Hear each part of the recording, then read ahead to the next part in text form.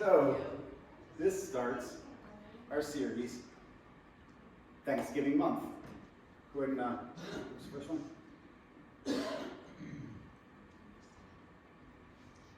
So, as we start this series on Thanksgiving month, we're going to start this first one. It's going to be called Shalom. This is our topic for today. Does anybody know what Shalom means? It means the spirit of What's the word it means? peace. Thank you. You're getting ahead of me, CJ. It means peace. So, we're going to start off Thanksgiving month with peace. Now, there's an obvious reason why I love Thanksgiving. And I bet anybody can guess what that is. Food. And particularly, what type of food do you think it is? Turkey. Turkey. That's right. I love my turkey. You know what I love about Thanksgiving? I love eating turkey. I love falling asleep after the turkey. I like waking up to the football game and then falling asleep again. Turkey. Getting up and having some turkey sandwiches. You know, what's not to love about Thanksgiving? It is. There is so much good stuff. You know, before I came to Pennsylvania, I did not know what filling was. They don't have that name. We have stuffing, we have mashed potatoes. Who would have thought you could put the two together?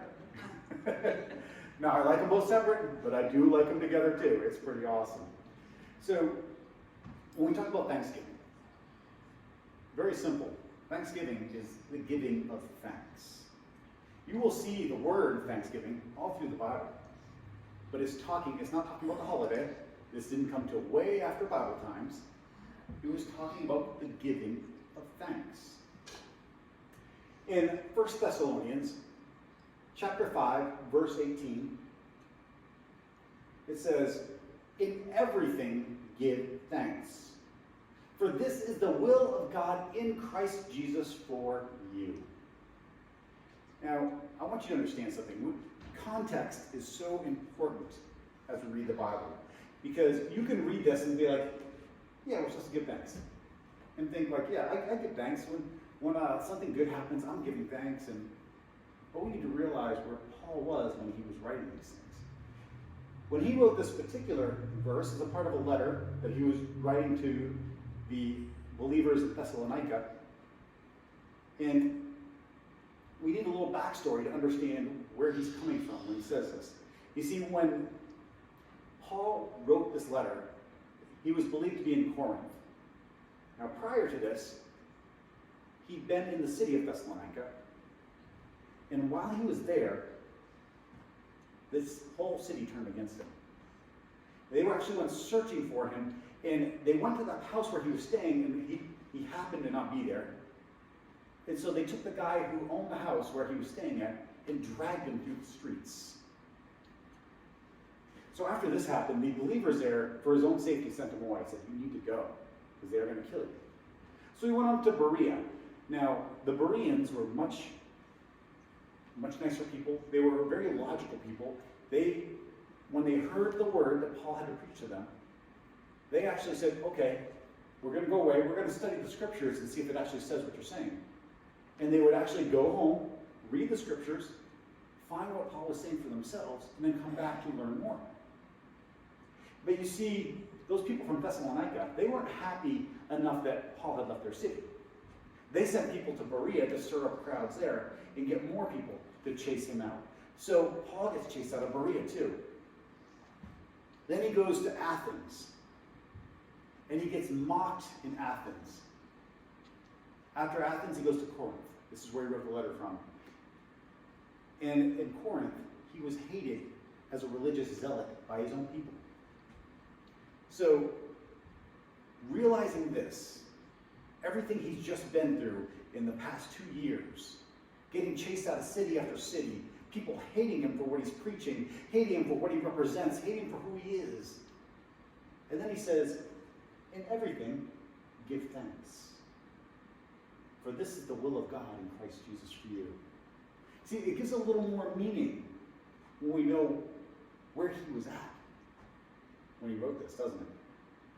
He wasn't just having a good day and he was like, man, I'm here eating some turkey, and man, we should have a holiday someday about this. Thanksgiving, that'd be awesome. And then saying, hey, and everybody can give thanks, especially when you're eating turkey. No. He was having a rough couple years. And yet, despite that, he said, in everything, give thanks. Let's go on to the next passage. In Philippians chapter 4, verses 6 and 7, it says, be anxious for nothing, but in everything by prayer and supplication, with thanksgiving, let your requests be known to God. And the peace of God, which surpasses all understanding, will guard your hearts and minds through Christ Jesus. That sounds like a pretty happy verse, doesn't it? Does anybody know where he was at when he wrote this? He was in prison. And particularly, he was in prison in Rome.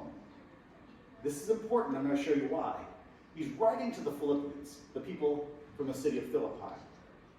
Okay, so he's here in this prison in Rome. And it's not like the prisons we have nowadays. The prisons we have nowadays would be considered like a hotel, like a nice place compared to the prisons in those days. It is believed that Paul was held in this pit with no light. For somebody it is believed that Luke actually visited him for a time and helped him write stuff to be able to send out these letters, and he had to be let down into this like cave pit type thing, into the dark. He had to stay there with, there's no running water, there's no sewer, you're just down there.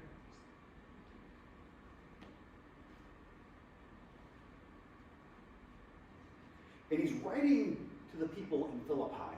Now, this is really interesting because he's in prison and he's writing to the people in Philippi. And the reason why this is interesting is because he was imprisoned in Philippi too. Paul and Silas were imprisoned in Philippi. Now, when that happened there, you see, Paul and Silas were actually starting to reach some people. Their message was getting out. And the Bible tells us that there was this girl that was possessed by a spirit of divination. So she was like a fortune teller. And it says this was demonically inspired. And it says she followed them around saying, oh, look, it's the people who tell us about the Most High God and how to get saved. And, if you just read it, it kind of sounds like, oh, yeah, she's talking about good stuff. She's actually saying what they're doing. But she wasn't doing it like nicely. She was mocking them. She would, as they're going around trying to tell people the good news, she's following them around and mocking them. The Bible tells us it gets to the point where Paul gets so annoyed. Now, I don't know why he didn't just take care of this beforehand, but he gets so annoyed that he turns around and tells her, unclean spirit, come out of her. And it says immediately she was delivered. Good thing, right? You'd think that'd be great. But here's the thing. She was a slave girl, and she had masters who got money from her gift of divination. So when they saw she no longer could do what she used to do, they had Paul and Silas thrown in jail. So here they are in jail. They're shackled. It says there were all these other prisoners in this jail, and they're shackled together. And come along in the middle of the night, here they are, they're singing hymns, they're praising God, they're just being thankful. And it says suddenly this earthquake came. And the earthquake opened the doors, and it says all the shackles fell off the prisoners. The jailer wakes up and sees the door open and assumes that all the prisoners have fled. But all the prisoners are still in there. It kind of amazes me in this story that the other prisoners didn't run. I can understand why Paul and Silas didn't, but the other prisoners didn't run. I kind of think they were so shocked by what just happened, they didn't know what to do. Because think about this for a second. It says an earthquake came and opened up the doors and all their shackles fell off. And yet, they were still alive. Just think about it for a second. If an earthquake is so bad that it shakes your shackles off, you're probably not going to survive that in the natural, right? But there was something supernatural that happened here. So this jailer is about to kill himself because he sees this open door and he assumes all the prisoners have fled. And Paul yells out and says, hey, don't hurt yourself. We're all still here. And he goes and he takes Paul and Silas, he takes them out of the prison. He washes their wounds and bandages them. You see, they had been beaten prior to putting in prison. He washes their wounds, he bandages them, and he brings them home and feeds them. And him and his whole family get to hear the gospel. And they believe, as one, they believe what Paul and Silas are telling them, and they all get saved. And then Paul and Silas go back to jail. The next day, the bigwigs in the city come out and say, okay, you can let them go. Just tell them to sneak out of the city. We don't want them around here anymore. You see, Paul was a Roman citizen, and that was illegal what they had done to him. He's like, oh, no. They can't just tell us to go sneak out of the city. They need to come down here and publicly say, hey, we were wrong, let us out. And the magistrates were fearful when they heard this.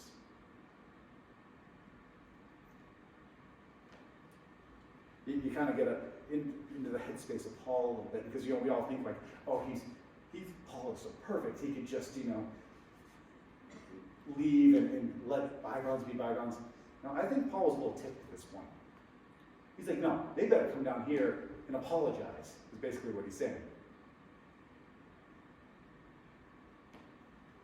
Sometimes we paint this perfect picture of people in the Bible and realize they were human just like us. And yet this human man, this man that has feelings and gets hurt just like we do, a man that has gone through such terrible things. He saw God move miraculously the last time he was in jail, and yet here he is in this Roman jail, and God is not delivering him. And then he writes back to the people who were in the town where he was delivered from and says this: be anxious for nothing, but in everything by prayer and supplication, with thanksgiving, giving thanks. Let your requests be made known to God. And the peace of God, which surpasses all understanding, will guard your hearts and minds through Christ Jesus. Now,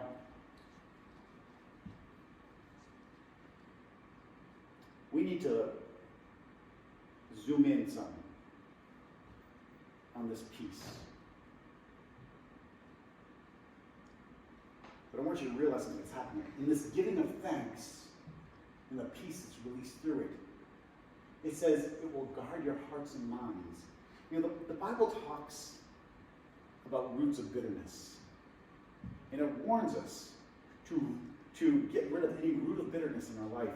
Because it says it can actually defile you. The warning is that you get rid of any root of bitterness lest you become defiled. And it actually says that many do become defiled that way. Bitterness is a trap, because bitterness leads to unforgiveness. And as we've talked about before, the one thing God will not forgive is unforgiveness. So that's how important this is, to not live in bitterness, to learn to give thanks that we can guard our hearts and minds, so we don't fall into that trap of bitterness and, by extension, unforgiveness. But this peace of God that it talks about is activated through the giving of thanks. Now, some of you may be saying, oh, I'm not quite understanding that. I'm going to get there. But we need to understand something about peace. You see, when we see the word peace in the New Testament, it was written in Greek. But when Jesus said peace, he would have said shalom. He would have used the Hebrew word shalom. And Hebrew, it's a strange language because it actually has all three different forms of language. Now what I mean by that is, we have our languages, we have letters that designate, these different letters that you put them together and they string together to make a word, right? But the individual letters have no particular meaning by themselves, okay? You also have languages that are based on a numeric system, right? And then there's also pictorial languages, like, hieroglyphs, stuff like that. You've seen like the Egyptian type language that was all pictures, okay? So Hebrew, if you go back through its history, had all three forms, and I believe it's the only language that through its history has had all three forms. The original form of Hebrew was a pictograph language. Now, in this pictograph language, it's interesting, it had a picture, but the picture was also a letter that represented a word, okay? So I'm going to show you the earliest form of shalom. Go ahead and show me that picture. Okay, this is shalom. Now, it is 4 letters in Hebrew. The first one, shin. I'm reading this backwards. Shin represents fire, teeth, to consume, to destroy. Okay, so it has a meaning to the letter. And these representative teeth of fire was a representation of destruction. Okay? The next one, lamed, it was a shepherd's staff, and it had representation of authority. After that, there's vav. It was a nail or a hook. It represented nailing or fastening something together, attaching to, or something that is attached to. And the last letter, mem, represented waters. Now this is one that can go 2 ways.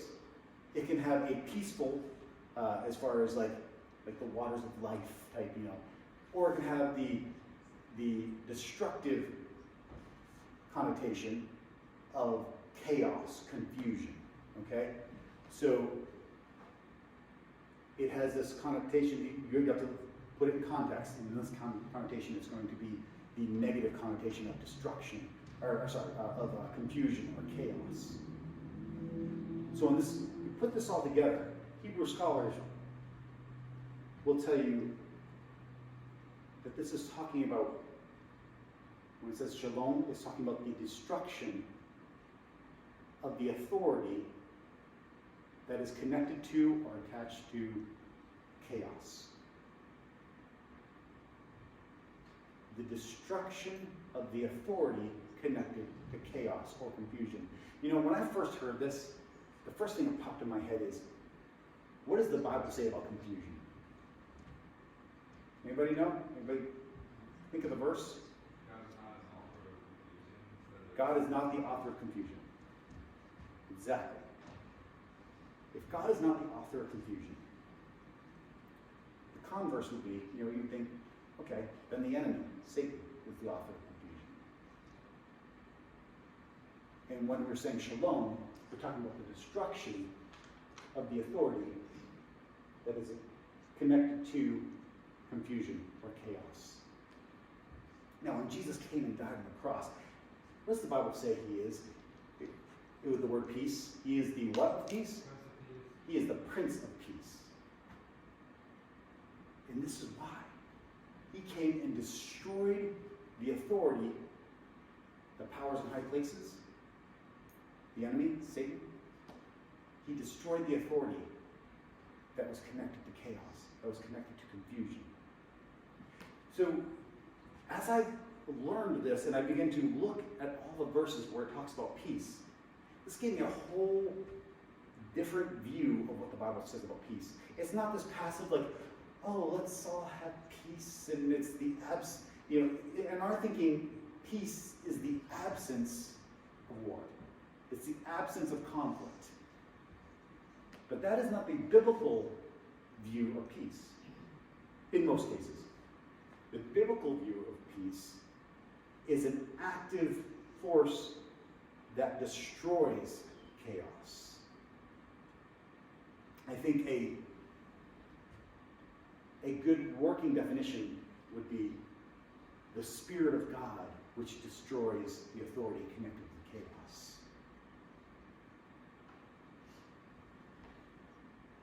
You see, when the Bible talks about peace, it's not just talking about, oh, let everything go good for you. I hope there's no conflict. I hope everything, nothing gets confusing or there's no chaos in your life. No, it's saying, yeah, you're going to live this life, there's going to be chaos and confusion, but the peace of God, the Spirit of God is going to come against that confusion, and it has the power to break any and all authority that is connected to that. It is a war type term. In John chapter 14, verse 27, Jesus said this. You know that verse? Give me that next verse. Jesus says, "Peace I leave with you. My peace I give to you. Not as the world gives do I give to you. Let not your heart be troubled, neither let it be afraid." See, when Jesus is imparting this peace, he's about to go to the cross, and he's letting them know, this peace I have, this peace that can sleep through a storm on the sea when everybody else is freaking out saying we're going to die. And Jesus is like, oh, he wakes up, peace, be still, and the storm stops. It wasn't a, oh, hopefully the storm's going to stop. It was active, it was aggressive, it was peace. And the authority connected with chaos had to bow to the name of Jesus when he claimed that authority that he has. And that authority that he has delegated to us. He has left that peace with us. He has said, my Spirit will dwell within you, and greater is he that is in you than he that is in the world. You see, this God we serve is able to bring the chaos that comes against us to its knees. It does not mean there will be no chaos in your life. But it means the chaos will have to bow to you in the name of Jesus. Now, he says, not as the world gives do I give to you. You know, one of the connotations of that, I think, is I've been given things before and then have them taken back. Anybody ever had that happen to you? You've given something and then it gets taken back. Come on, I thought you gave it to me. That happens sometimes in this world. But Jesus does not give like the world gives. When he gives you something, it's yours. And he says, peace I leave with you, my peace I give to you. Not as the world gives, do I give to you. Let not your heart be troubled, neither let it be afraid. You see, this is a promise. It's a promise given to you by God. So when he gives you this peace, it is yours. You have it right now, even if you don't feel it. It is in your life. You have been promised it. He gave it to you. It is yours. The difference between some people that seem to just have things slide off them and people that everything seems to be coming against, but who both have this peace, the difference is this: their awareness of it. What do I mean by that? I think the best picture we have of this in the Bible is when Jesus was walking on the water. The seas were stormy, everything was chaotic around him, but he's walking on the water. And as he's walking across, the disciples see him, and they're fearful. And Peter calls out and asks him, says, if it's you, Lord, call me out into the water. Because he sees Jesus doing it. And Jesus says, come. And so he steps out in the water, and he says, he's going towards Jesus. He's looking at him, and he's walking on the water. All the chaos, all the confusion, all the storms, everything that should be scaring him is not affecting him while he has his eyes on Jesus, while his awareness is focused on Jesus. The second, though, he looks away and it says he noticed that the storm was boisterous. He saw the waves, he heard the wind, and he got his eyes off Jesus. He took his awareness off from the Prince of Peace and lost his peace. Not that he didn't have it, but it was that he lost the awareness of it. And therefore, he then succumbed to that which he was aware of. And he began to sink. Now notice something. I love this part. We talk about that when we forget. He started to sink, and it says immediately. He wasn't at Jesus. We don't know how far away he was, but he was on his way to Jesus. He looks away, starts to sink, and it says immediately, Jesus was there to pick him up. Now this is something I love about the Bible. Even when we fail and don't have our eyes on Jesus, even when it's the 1,000th time that we're doing the same thing and falling into the same trap, or losing our peace when we should really have it in these situations, we don't lose him. He's still right there. But he's like, hey, why did you fear? Do you have so little faith? Keep your eyes here. Keep your awareness here. Not me, Jesus saying this. He's saying, keep your focus on him. Keep your awareness on him. Keep that awareness that he has given you his peace. That peace, that Spirit of God that destroys the authority that is connected with chaos. So as you're going through the storms of life, as you're going through things that seem like everything is falling apart around you, you're going through sickness, you're going through financial troubles, you're going through struggles with different, whatever it is, it doesn't matter. Realize Jesus has given you his peace. And when you keep your eyes on him, you're going to be able to walk on those waves. It doesn't mean the waves are going to be gone.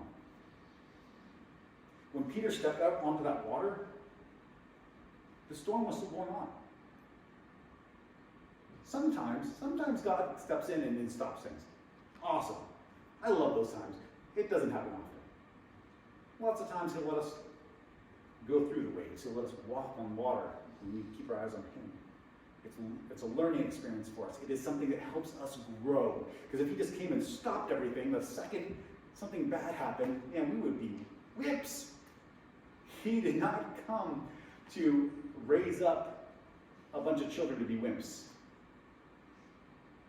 He wants us to learn, to grow, and to put our faith, our trust in him.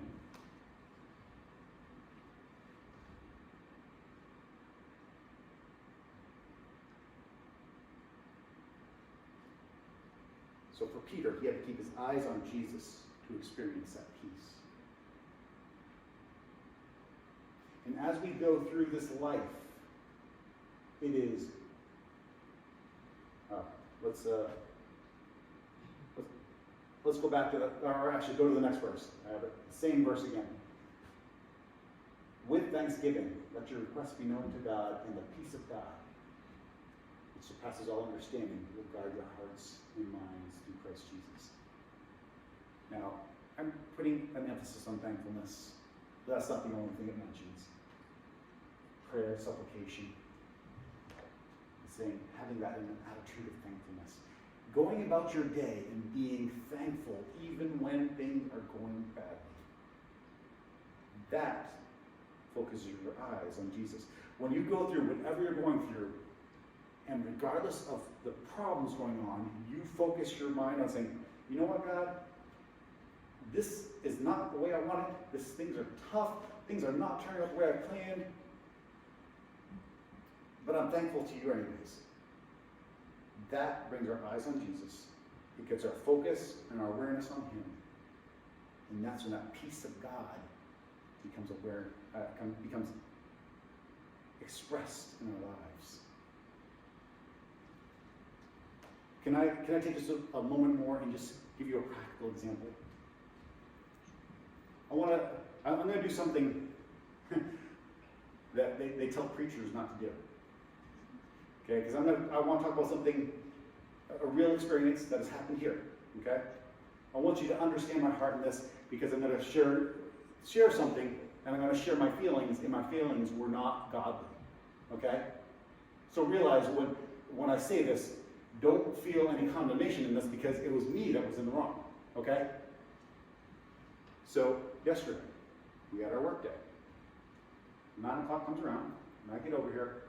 There's nobody here. Usually there's nobody here when I first get here for work day. It happens. Then, get another half hour in, and nobody's here. And I'm just getting this sinking feeling in my gut, I'm going to be here all alone today. And God started working in me. It's funny, like when you're going to preach on something, God will put you through it. And God, put this little reminder in my head, say, hey, you know what you're preaching on tomorrow? God, I don't want to go through it. I can preach it good, you don't have to pull me through it. But no, here I was. I'm looking at the stuff that needs to get done, and I'm seeing, I don't have any help. And I had to, it wasn't my natural inclination to thank God in that moment. My natural inclination was why isn't everybody in the world here? There's the whole community. Everybody should just want to come help, nobody's busy in their lives. Nobody else has anything to do. They should just all be here to help me, right? That's my human inclination. Never mind that, when I wasn't the pastor, I was rarely at work day. Let's not talk about that. Okay. Now everybody should want to be there. So as I'm feeling these feelings, and I'm knowing I'm preaching on this tomorrow, I start to say, okay, God, you know what? I'm thankful that I'm where I'm at. I'm thankful that you've given me this ability. I'm thankful that I had so many people come last week. I'm thankful that I have people that are promising to come next week. I'm just, thank God. And you know what? My whole attitude started to change. I had to make the decision to be thankful. But the thankfulness changed my perspective, and I became aware of the peace of God. It no longer was it bugging me.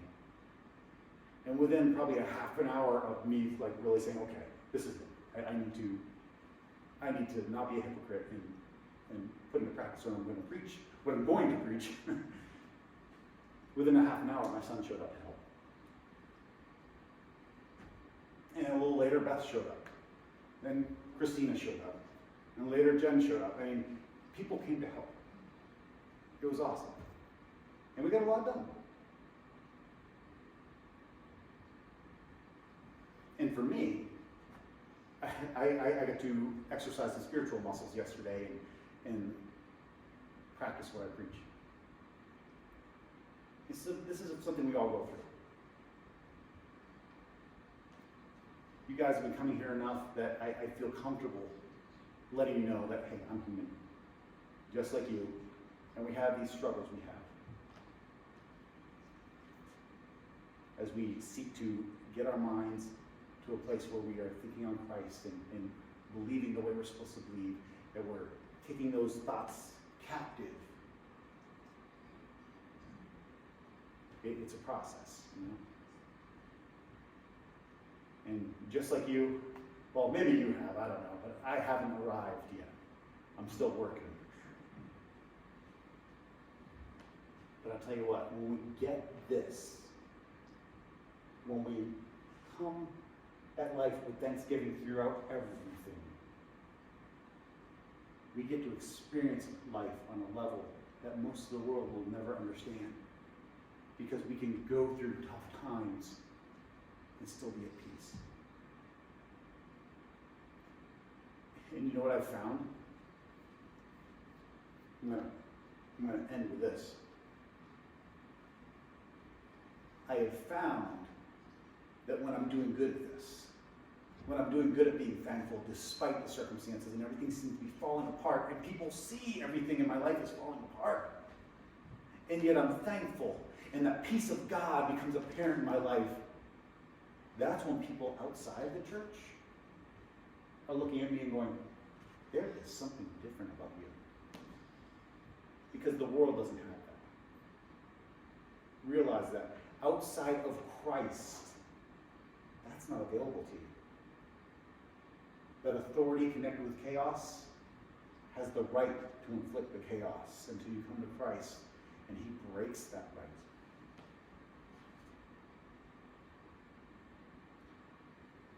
So I'm going to pray right now.